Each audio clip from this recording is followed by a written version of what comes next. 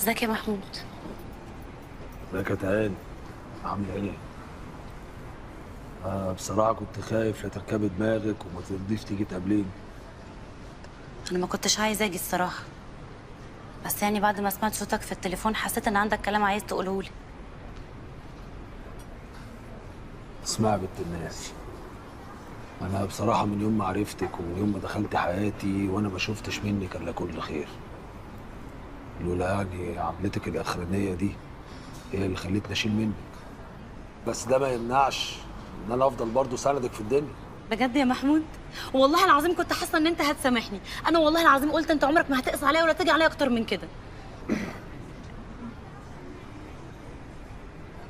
انا الدكتور قال لي على موضوع العمليه،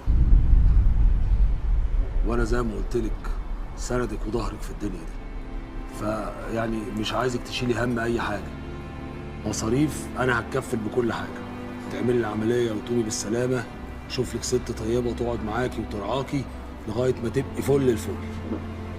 لا كتر خيرك يا سيد الرجاله، شكرا. انا ولا عايزه فلوسك ولا عايزه شفقتك يا محمود. اقعدي اقعدي بالله عليك، اقعدي يا بنت وفهمي الكلام. انا خايف عليكي، العمليه دي مهمه. انت عايزه تموتي ولا ايه؟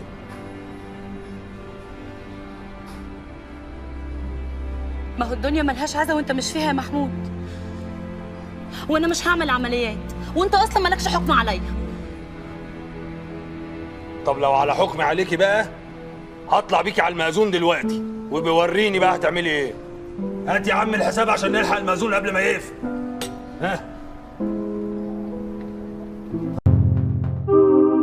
اشترك في باقات واتشت الشهرية بتبدأ من 14 جنيه و99 قرش، وباقات سنوية بتبدأ من 149 جنيه و99 قرش.